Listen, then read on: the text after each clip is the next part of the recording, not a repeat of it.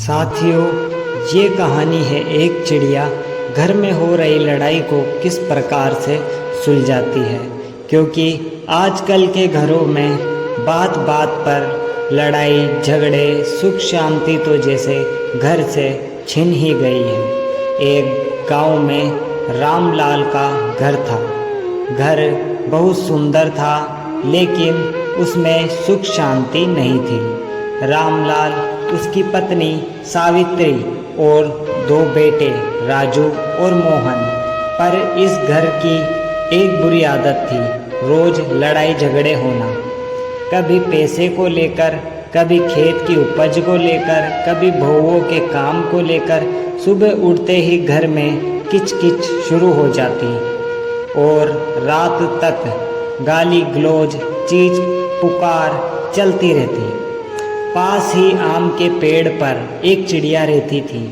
रोज वो इन झगड़ों को सुनती और सोचती, इतना सुंदर घर है, इतना अच्छा परिवार है, पर शांति बिल्कुल नहीं है। आखिरकार ये क्यों भूल जाते हैं कि लड़ाई झगड़े से सुख नहीं मिलता। एक दिन चिड़िया ने सोचा, अब मुझे इनकी आंखें खोलनी ही होगी।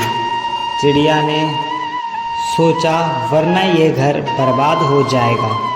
सुबह जब घर में फिर से झगड़ा हो रहा था, चिड़िया आकर आंगन में बैठी और बोली, अरे इंसानों, तुम लोग क्यों रोज रोज झगड़ते हो? क्या तुम्हें पता है, ये सब तुम्हारे ही कर्मों का फल है।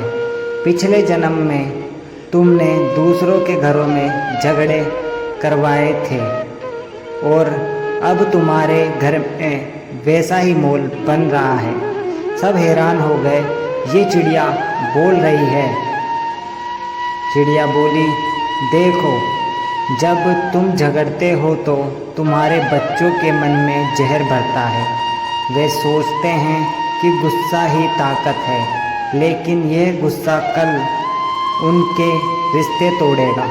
और जब जब तुम चीखते हो, घर की लक्ष्मी समृद्धि भाग जाती है।